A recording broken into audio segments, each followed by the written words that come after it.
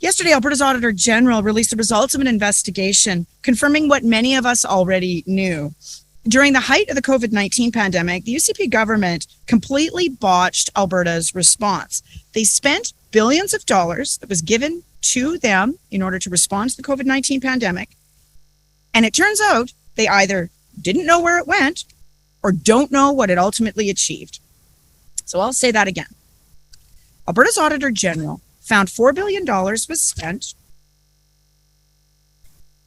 and the government of Alberta doesn't know where it went or if it did any good.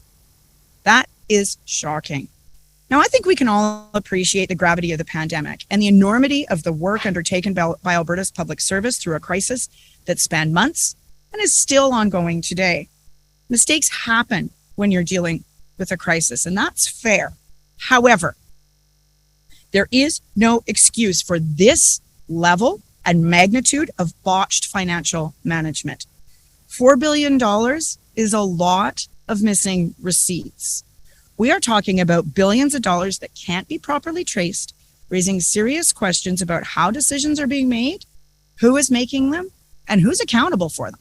Auditor General Doug Wiley's report paints a picture of a government that didn't have a firm hand on the wheel, and it still doesn't today.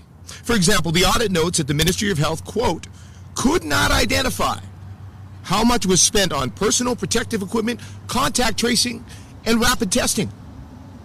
Frankly, considering that our official opposition repeatedly asked the government to spend more on those initiatives, I have to wonder why they continue to claim their approach was appropriately funded, when the audit reveals they don't even know how much they spent. Responding to these kinds of large-scale audits is absolutely dependent on tone from the top. I have seen this process from the inside, and it is absolutely iterative. If you cooperate with the Auditor General, you will go back and forth and so on, and ultimately, at the end of the day, they will make some recommendations.